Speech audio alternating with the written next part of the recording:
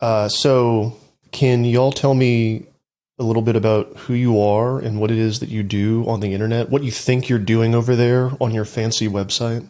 Fancy website. I mean, it looks very fancy, yeah, but making uh, not as much money as I think people would expect. But yeah, I'm Joseph Cox, one of the co-founders of 404 Media, and we wake up and we find crazy articles or investigations to produce. What about you, Emmanuel?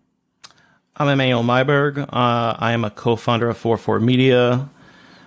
Previously, the executive editor at Motherboard and Matthew's boss, now his humble servant. Very happy to be here. A big fan of Matthew's work. Thank you so much. So y'all are here because you've published some things recently that made me absolutely furious when I saw them. The way only a jealous blogger can feel. It's real. That's the real form of jealousy. Yeah. I was so mad. I was so mad when I saw the OSINT one specifically, because I saw it and I was like, I should have fucking done that. I'm so mad. Well, we'll get into it, but this was Emmanuel's idea. Like, we get in a meeting, like we sometimes do, and Emmanuel's like, here's one idea. And I said, that's a good one. And then I pinged some sources and then we got it up like immediately, Yeah. And I think it's very pertinent now, especially in the context of like what we've been doing on Angry Planet lately, because it's become very hard when talking about the Israel-Hamas war to find like credible information. And listeners, thank you, some of you who reached out. Everyone was very polite, actually, about a recent episode that we had. There were a couple of things in there that were not exactly true. I think there was some heated discussion, some people saying some things that I think they meant, but they were taking maybe some of what governments are saying at first blush, and not doing the follow up. So I'm going to address some of that a little bit later, listeners. But thinking about that, I was thinking about like how hard it has become with this war specifically, just to figure out what the fuck is going on. So we used to have an information space that wasn't great on social media, on Twitter specifically, where you had a community of people that used open source intelligence to navigate the front lines of these conflicts and report what was going on in places like Bellingcat. In other specific individuals like Caliber Obscura, who you talk with in one of your pieces on 404, did a really good job of kind of parsing through everything that was going on and giving people the truth of the situation as they saw it. Now, though, on Twitter, it is a sea of high follower count blue check marks with the words OSINT somewhere in their title. They are rushing to get information out. Sometimes they're posting footage from Arma 3, which is like, an old trick. It's a trick as old as the internet at this point, basically. Like every major conflict, Arma 3 footage circulates. But the problem is, though, the way the website works now, the algorithm promotes this stuff, and the next 20 replies, instead of being something kind of debunking it or making a different claim, it's a bunch of other blue check marks kind of piling on or making memes and jokes, and that's kind of the signal to noise ratio is out of whack. All that to say, y'all wrote a great blog, the two of you, at 404 about this. Can you tell me about it? Emmanuel, why don't you go ahead? I mean, it was your original, very smart idea, and I can jump in after you, maybe. So I think, to be frank, were caught a little off guard as a new media organization about how to cover it. I think, we've only been up since late August. And until now, we've been able to pursue whatever stories we thought were most interesting and worth pursuing. And that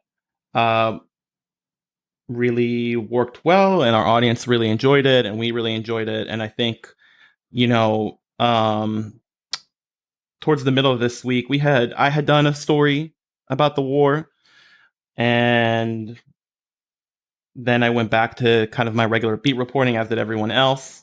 But we realized that we had to engage with it for practical reasons, for business reasons, and then also for public interest reasons. It's just the only thing that is occupying people's minds right now for good reason. Yeah. And we wanted to get into it. And I think being only 4 reporters and not being on the ground and not being there and not speaking the languages. I speak Hebrew, but I don't speak Arabic. It's very hard to report on a conflict like this in a way that is responsible. But what we can do is talk about the place we are embedded in and are very familiar with, which is the internet, and which is Twitter specifically and other social media platforms. And it gave us an opportunity to talk about something that has been, I think, rising in the last year. Matthew, you're very familiar with it. I think that this is something that has been kind of boiling since the full-on invasion of Russia into Ukraine and the rise of open source intelligence, not just as a thing for nerdy journalists and people who are like conflict analysts and think tanks, and it just sort of like a thing that more people are familiar with, everyone on the internet is familiar with, and more people are participating in. Mm-hmm. And I have been doing it for a long time. It's a very useful tool, or it's a very useful method for reporting and verifying world events. And I just noticed that kind of some of the veteran open source intelligence people were getting pretty mad about some of the other viral open source intelligence accounts, and not being, I think, as blunt as we were in our story, but kind of like hinting like, hey, I don't know about this. You know what I mean? It's just like, open source intelligence is great and it's important, but there's a lot of stuff out there that doesn't seem like good information for people to retweet. And that was kind of the idea of the story, and relating that issue specifically to this war. And I think, and I think we'll get into why it's such an acute problem in this specific conflict, but it kind of took some of the problems we've seen in the war in Ukraine and made them so much more obvious, that we kind of just had to address the problem, which is it's a very popular genre of post, and people are engaging with it, and people are creating this type of content, it seems, first and foremost for engagement and not for verifying news or claims by various governments. It's just a game. It kind of turned into a game. Can we talk about what has happened? I mean, obviously, one of the main reasons that this is happening is that Twitter has changed in the past year since Musk took over. So the incentives of the website themselves, which were already not great, have kind of been heightened or accelerated in a way that makes it harder, I think, to get to the truth. Can you tell me, like, what specifically has changed on the website that has made this kind of engagement so frenzied and popular? Look, there's always been misinformation on Twitter. It sort of ebbs and flows depending on conflict that's at the center of it, or, as you say, certain product changes. You know, there was misinfo when Russia invaded Ukraine, in February 2022, right? But what has happened now, I think in June, was that Musk made certain changes to profit, monetization, and engagement on Twitter that at the time kind of seemed like just stupid little decisions. And now we're seeing like the really serious consequences of them. And specifically, I'm talking about that if you pay to be verified on Twitter, the $8 a month or whatever, and you get your blue tick, you can actually get paid out by Twitter for the amount of engagement you get from other verified users. So you'll see people do viral tweets, sometimes in the style of like a cringe, like LinkedIn post, something like that, like a thinkfluencer or whatever they call themselves. And then all the replies will be from verified people, and their replies will be at the top, because that's another benefit of being verified. These people get catapulted to the top of the replies. Now, you can already see, well, that's going to encourage people to post content that puts engagement basically above anything else, because that is how they can potentially get money. And we don't know all the ins and outs of how much exactly people getting paid, but there were people like Tim Pool, right, who tweeted, I think, screenshots showing that he was making thousands of dollars off it or something. I haven't checked in on that sort of ecosystem in a little while, but people are making, apparently, some money from this. Now, take that engagement and profit-driven set of motivations and dump it into the Israel-Palestine conflict, and it's an absolute mess. You have these people who, as far as I know, are not experts. They're certainly not the trusted series of OSINT specialists that I followed for years and years and years. They've come out of nowhere. They just have a suit and a blue tick, and they're doing these really long tweets where it's like, oh, I'm sorry, I'm not reading all of that. But they... look, I can't be in their head, and it would be unfair to say why exactly what they're doing is. I can't say they're just making it up, but I can say that their information is wrong, and it is being, in some cases, is wrong, and it's being presented as OSINT. And that change to you could potentially get paid out on Twitter, I think, is really what makes this wave of misinfo different to what we've had before. Yeah, whenever you add in financial incentive to something, people are going to do it. They're going to push the button, just full stop, right? Yeah, absolutely. And, you could even trace it back to the sort of clickbait era of journalism, like that's kind of past us now. Like, I don't think it's effective. People don't really do it as much, but it's that sort of thing just being applied here to a new platform and all kind of a new medium, I guess. So I really saw this in the wake of the bombing of the hospital. I think it was particularly bad. And it seemed to me that we've got this place now on Twitter specifically where people have made a decision about what happened there. And then they can find the OSINT account that reflects their belief, and it will have a picture with graphs. You'll get to see a guy say, I have heard what a JDAM sounds like when it's exploding. So obviously that's what happened here, et cetera, et cetera, et cetera. Right. And Emauel, you said something earlier I wanted to circle back to, that there's something about this conflict specifically that has hypercharged all of this. Can you talk about that? Yeah, I think that everything we just said is true, but the Israel-Palestine conflict has been going on for, depending on when you want to count, like 70 years, 100 years. And it has always been true before the internet, before open source intelligence, before AI, before all of this stuff. People involved in the conflict directly and people commenting on the conflict could not agree on basic facts.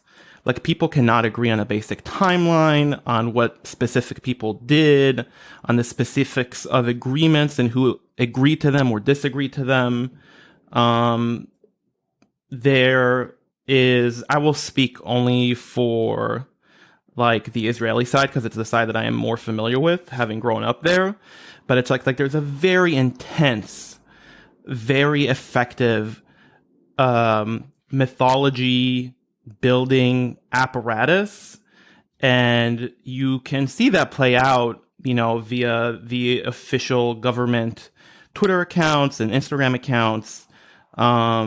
So I mean that's basically it. And what happens now that open source intelligence is a thing that many people are familiar with is just an extension of that. It's exactly what you said, where people have their narrative, people have their ideas about what is happening and why, and you can just go to the internet and pull whatever quote unquote evidence fits your version of events. But you don't need the internet for that, and you don't need Twitter for that, and you don't need open source intelligence for that. Before all of that, people would just reference different books and different historians and different commentators and different government statements.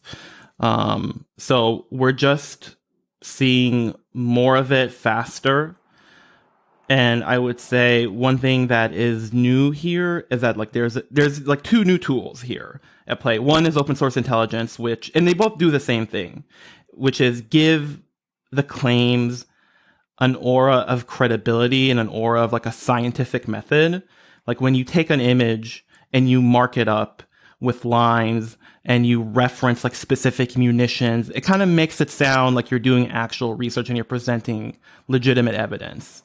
And similarly, when you take a photograph and you enter it into an AI image detecting tool and it spits out a result, it makes it seem like a more credible claim because you have used a tool that is doing computer science behind the scenes and it's spitting out a result. And then you can be like, look, the tool said that I am correct. Look at that segue. You've been podcasting.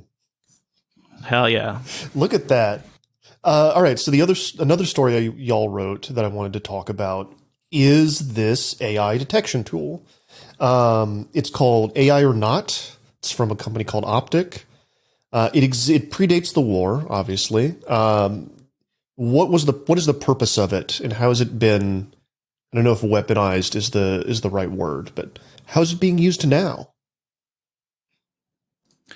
Yeah, it's not weaponized. It's not far off. It's definitely deployed to people's specific ends. So yeah, I think we're kind of a couple of years into text-to-image AI tools becoming very popular and accessible. Anyone can find some sort of tool on the internet where they type a prompt and an AI uses that prompt to create an image. And for many, I think, good reasons, people have responded to the proliferation of AI images by creating AI image detecting tools, which also in an automated fashion, you put an image into the tool and it will tell you whether it is generated by AI or a human, or what it thinks the likely, whether it's likely to be human or likely to be AI. Like a good reason for this to exist, for example, like one of the creators of these tools that I talked to said that the purpose of it originally was to help Reddit moderators detect AI art. So it's like there's all these art subreddits, and they were created for humans by humans. And people have started creating AI images and putting them into those subreddits. Matthew, I think you wrote a story about like this AI image that won an art fair, right? And nobody knew that it was AI generated. So somebody made a tool where you can like initially like sort through images and be like, is this likely AI or likely human? And then another good reason in theory is, we're talking about this messy information ecosystem. So in theory, it would be useful if you had a tool where you can just like give an image to a computer and the computer says whether it's real or not. In reality, however, the way these tools work is very similar to the way that the AI image generating tools work. You take a bunch of real images and you take a bunch of AI generated images, and you train an AI on both, and it kind of just like, and then you give it a new image and it says like, oh, this looks more like the AI images I've been trained on, or this looks more like the real images that I've been trained on. And, on the high end, like the professional, like the very good detectors that are licensed to corporations and governments and cost thousands of dollars to access. It's not a thing you could just like look up on the internet. They have, like 90%, 95% accuracy according to the people who make them, which is, 90 to 95 sounds good, but that's also plenty of errors. And it also is still automated, right? Like it is just comparing one set of images to another, and it's not a perfect method, right? And sometimes the stakes can be a little high on that 10% that it fails on, right?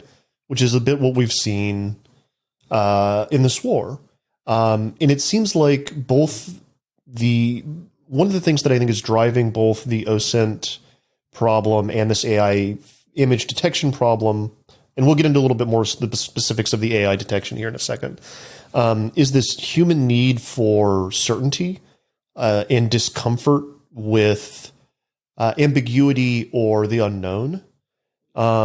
We live in this world where we think we can get the facts immediately. And the truth about a war zone and a conflict is that there's a fog of war. It is incredibly hard to know exactly what is going on at any given moment. Even if you're on the ground, especially if you're on the ground, right? And so you may not find out what happened somewhere for weeks, months, years, until lots of eyes are on it. The evidence has been poured over, and gone through by like a series of trained investigators. But the way that the internet works, we want to know exactly what happened immediately, so we can render our judgment calls or whatever we need to do for ourselves. And that is just simply not the way that the world works, as much as we would like to trick ourselves into thinking it is. I guess there's a tension there in that, we are so used to immediate information and the benefits that can provide of sharing information. Even going back to the Arab Spring, that people constantly point to as, this is the moment that social media showed it can really do something positive. And yeah, I think you're, bringing up the realities around war is a very, very good one. There was already a fog of war. There's always going to be a fog of war because we're talking about bullets and bombs and kinetic events. You can't like scale up the information side of that just as much as everybody would love to. Just sit down and wait and be comfortable with the fact that you don't know. But people, of course, as you say, don't want to do that. And you have both sides now generating images, audio, video to feed into these systems, right? To kind of propel their own narrative forward. Like Ukraine, I think, has been very successful at that since Russia invaded. Like I see a lot of FPV video of drones dropping, like killing Russian soldiers with the Benny Hill theme song over it, right? And people with cartoon Shiba Inu dog avatars on Twitter share that shit everywhere. And it becomes very popular and kind of gets worked into the narrative, right? So I think we also have to be really careful about sharing and believing information when we want to believe it, especially about a war, because it may not always reflect the grim reality of what's actually happening. And with that in mind, can we talk about the specific images that kind of went around and were debunked, not debunked by this AI image detector? Like, why did this become a big deal these past few weeks? So how it becomes a big deal, I think, begins before the image even appeared. And that begins with the claim from Benjamin Netanyahu, who, and from here on out, I reserve the right to call him Bibi because he was my prime minister for 20 years or so. He talked to Joe Biden, and he said that Hamas had decapitated 40 babies, which was a statement that Joe Biden repeated, and the entire world heard, and some media outlets repeated. And then, understandably, people wanted to verify that claim, and they could not. And Israel did not provide any evidence that this has happened. And since then, Joe Biden had, he walked back the statement, and Israel did as well, though not as much. When you say not as much, what was their... I think the IDF, I think, said that they don't have evidence of this happening. We're getting into the minutia here because I've been following this very closely, but it's IDF said actually there's no evidence of this. We don't have any evidence to support this claim. But then I think it was the official Israel Twitter account that retweeted a Jerusalem Post news story that said that they had verified it, but the Jerusalem Post, as far as I have seen so far, has also not produced evidence, right? So it's on the one hand, you have IDF saying that it's we don't have any evidence of this, but the official Israeli government account is retweeting accounts that are saying that it happened. That's kind of why I'm saying they're waffling. So this is the environment that we were in, right? And it's you have this horrendous claim and then no evidence, and people are doubting that the Israel government is telling the truth. And as a response to that, they tweet out these horrific images of what they say are there's two images of a burnt corpse of a baby, and then one image of the bloody corpse of a baby. And at Israel tweeted it, and then the Prime Minister's account tweeted it as well. And as a result of that, Ben Shapiro, who is a conservative Jewish commentator, tweeted it also with the same sentiment, which is oh, you doubt us, you doubt that there were war crimes, look at this image. And in response to him, people replied to his tweet with screenshots of this tool that you mentioned, AI or not, which shows that they fed the tool the image, and then the tool says this image is likely to have been produced by AI to kind of debunk those images as well. And then it ends up as a community note underneath Ben Shapiro's tweet, right? I know that people said that, and I've seen screenshots of that. I wasn't able to verify that independently, but it definitely seems that way. Yeah. But we don't. But the image is, how shall I phrase this? It is not AI generated, as best as we can tell. I think the thing that you are being careful there about, which I will be as well, is that it is a photograph. I am very confident that it is a photograph. As to when the photograph was taken and what is it of, that I do not know. All right, Angry Planet listeners, we're going to pause there for a break. We'll be right back after this. Welcome back, Angry Planet listeners. We're back on with the 404 Media Boys. Can I step back here and ask kind of a meta question that's been running through my head as we have, maybe not a meta question, but it's been running through my head as we have these discussions. We have all these conversations about were babies beheaded? Were they killed? How much we know kids were killed, right? As best we can tell, Hamas did kill children in that initial attack, right? Does it matter if they were beheaded or not? Does it matter if we have photographic evidence or not when we have eyewitness testimony from people? Does that question make sense? Are we equivocating? Yeah, I mean, this is a very difficult question, and I will try to engage with it. It does matter, right? It's facts matter. I wrote this in my story. It's just our lives are facts, right? It's this is what I get paid to do, to verify facts. That's a big part of my job. So it definitely matters. And, eventually, the fog of war will dissipate, and we will want an account of what happened exactly, every detail of what happened, right? It's and this is true about everything. It's 9/11 happens. It's a crazy event. People die. You have to, so many things are happening, but it's years later, it's you want to read a 2,000-page report about what happened and why, because we need to understand and we need to learn what has happened if we want to prevent it from happening again, or I don't know. We just history is important, and the facts of history are important. I think it is important. Does it help anyone, big picture, to resolve this conflict or reach a ceasefire or stop the killing or get closer to a peace deal if the babies were beheaded or burned alive, or if 3,000 people died, or if 2,000 people died, or 1,000 people? I'm not so sure of that. It's like people have the right to know, and it's totally fine to demand to know, and it's totally fine to be outraged when you are lied to or when you think you are being lied to. Like, all of that is very fair. That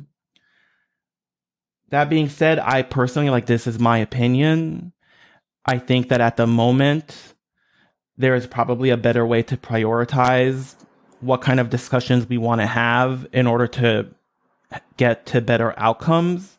And I don't think that is one of those discussions, right? It's like the discussions that need to happen, that are happening, right? They're happening behind closed doors, but it's like, how do we get aid into Gaza, right? How do we stop the bombing of Gaza? How do we reach some sort of agreement between these two factions so the violence stops and we can like halt the killing and start the rebuilding? And you know what I mean? It's just like, those are the kind of discussions that we need to have. And then eventually we need to have this other discussion as well, as part of, like, you know, in South Africa, they called it like truth and reconciliation. It's like, it is actually very important for people to know what happened, because if we don't acknowledge what has happened, we can't like heal and move on from the trauma of it, and have people feel like they were heard and their experiences are valid, and so on and so on. Yeah. Does that answer your question at all? No, it does. I really want to. I'm glad you got into this with me, because we had like a former IDF guy on the last episode who repeated the beheaded babies thing, and it was pretty early in the conversation around it, and some audience members got mad, understandably, I think. So thank you for kind of walking me through this from that perspective. I think it's my perspective. I'm not speaking for anyone else. So, yeah. Your personal perspective, which I do think is, you know, informed and important on this specific issue, right? You said you'd been following it closely, so I really appreciate you kind of trying to suss this out with me, because I do think it's important. And I don't know, I just, like, it's so weird right now. Maybe it was just because I wasn't, like, it feels like social media was not as active the last time there was a huge conflict between Israel and Palestine, and I'm sure you've got a completely different view. It feels extremely heated right now. Tensions are running high. Everyone's emotions are running high, especially the emotions and tensions of people who are not there. And that's a lot of what I see, unfortunately. And I think that also doesn't help with the fog of war and with trying to suss out, like, what's real and what's fake. Everyone would rather just go on Twitter and find the OSINT image that reflects what they believe. So at least there's Telegram. The harbinger of truth, Telegram. The one true tome of knowledge is a group of Telegram group chats now. Can you are you both on Telegram? Yeah. But Joe more than me. Yeah, but in a much more, that's where cyber criminals hang out. And I deliberately have not joined the Israel-Palestine conflict Telegram groups, because it's where exceptionally graphic material is being shared. And, you know, I'm very appreciative of the people, first of all, who are uploading it if they're trying to document the process. And of course, the legitimate OSINT researchers who do use that. But yeah, it's a bottleneck and a funnel, but I'm not dipping into that yet, you know, because I don't need to see some of this horrible, horrible stuff after covering ISIS on Telegram for years. I think I've seen enough brutality for a little bit, you know. I didn't know you covered Islamic State on Telegram. I did a series of stories about ISIS propaganda, and especially on like how it was getting on YouTube and that sort of thing. This was back when, social media platforms still had a massive problem with ISIS propaganda. And a lot of that did involve going into Telegram and seeing the source and, some very horrible stuff in there, which I'm sure there's lots of horrible stuff on Telegram right now as well. There is. Yeah. No, it's you can get a much more raw version of events that are happening on the ground on Telegram, which I think is one of the reasons it has become kind of like a first order place for a lot of people. A lot of people who do what we do. A lot of people are just reposting things they've seen on Telegram on Twitter, right? I forget who said it. I don't know if I really, maybe you should look it up, but somebody said it very well. He said all war footage is downstream from Telegram. I think it was one of the Bellingcat people, but Higgins or maybe Eric, who's now at New York Times. But I think they've both kind of ranted recently about how they've seen a lot of war footage that they first see on Telegram and then like a day or two later ends up on Twitter, with either a watermark added or removed. And then they don't share the source of like which Telegram channel they got it from. Right. Well, that's also definitely the case in just the piece we were talking about earlier about OSINT and Israel-Palestine, was because Caliber Obscura said that as well. The weapons specialist, who's also a long-running OSINT expert, they pointed specifically to how a lot of the stuff on Twitter is material just taken from Telegram, as you say. But he added that this is a quote, usually without context and usually with their own bias inserted, end quote, which, yeah, that's what we're seeing on Twitter. Like people, at least, the blue ticks or whatever, the verified users, a lot of them will say, this is, the platform of free speech and all that. And it's like, no, everything's being put through some sort of like frame here, worse than a lot of places. I'm not encouraging people go watch raw war footage on Telegram. I don't think ordinary people necessarily want to do that. But yes, that is where the footage is coming from, especially in this conflict. And it's also important to remember that a lot of Telegram channels, a lot of the big Telegram channels that are sharing information are run by local governments, local organizations. It is not as if there is... there are journalists on the ground that are using Telegram, but a lot of the information streams are coming from state sources, on both sides of the conflict that are generating this stuff, right? So I think that that's like an important caveat too. I think my favorite Caliber Obscura thing I saw in the last week or two was there was a picture of ostensibly like Hamas soldiers with assault rifles that went around, and people were retweeting it, saying like, "Where did they get these M4s from? Those are American guns." And he was like, "Those are not. You guys have no idea what guns those are. Shut the fuck up, idiots." So yeah, Caliber Obscura is a really great, still a good Twitter account that is worth following. Learn lots about arms and armaments from them. The one thing I'll just say on that, and this didn't really come into the piece because this is more just my personal observation, but I used to get a ton of information from all of these OSINT accounts that I mentioned in the piece, and including Bellingcat and all that. And it's kind of hard to put my finger on because you can't necessarily point to a specific change beyond the fact that, Musk has now split Twitter into a For You stream and the following stream. You click between them, whatever, it depends what you're trying to do.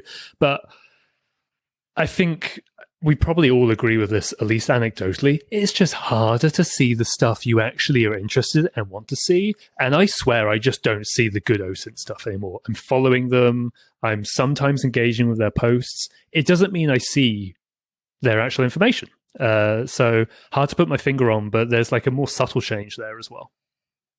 I think that, I think that is absolutely true. I've noticed that the amount of like weird algorithmically served like meme channels and like shitpost channels and just kind of garbage engagement farming content that I am served on Twitter is grown exponentially.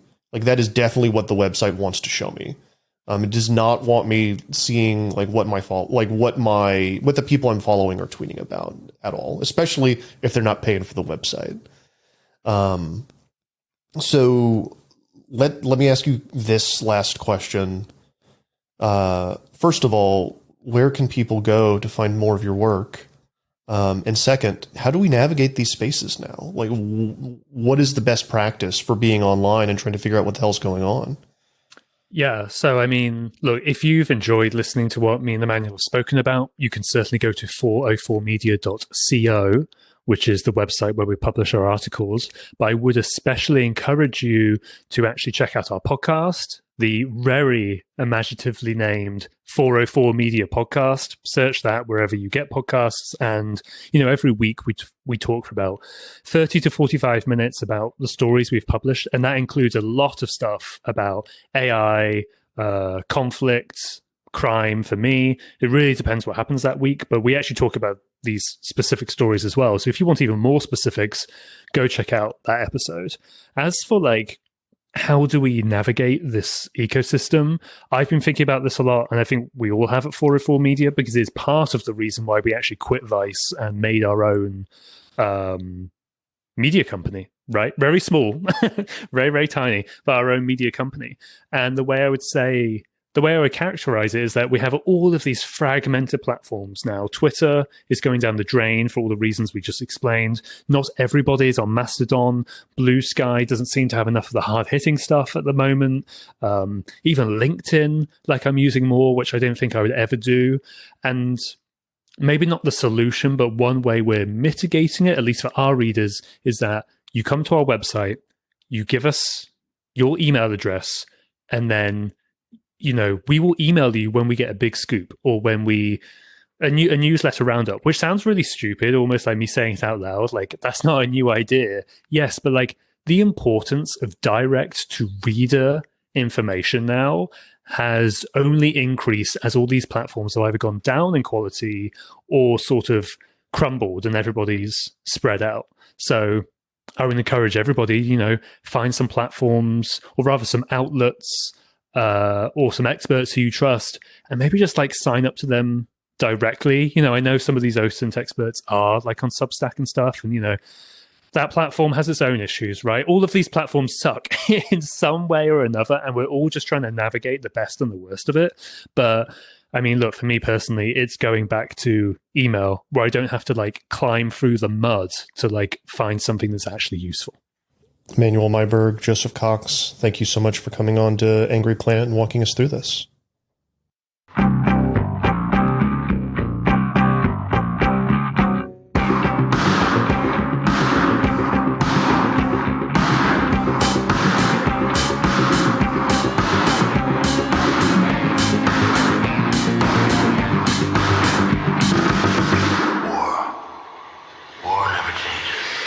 That's all for this week, Angry Planet listeners. As always, Angry Planet is me, Matthew Galt, Jason Fields, and Kevin Odell. It's created by myself and Jason Fields. If you really like us, please go to angryplanet.substack.com. Take us $9 a month. Get commercial-free versions of the mainline episodes, and you get them early. We do have a bonus that's about to come out. That'll be nice. It's all edited. I just need to get it out. A lot of people have sent really nice messages and really sent very lovely things telling us they appreciate what we do. And it's been a pretty wild month or so, I think, to say the least. Had some really difficult conversations. And I just really appreciate everyone that's reached out and everyone that's said some pleasant things. It really does help in these dark times. We will be back next week with another conversation about conflict on an angry planet. Stay safe until then.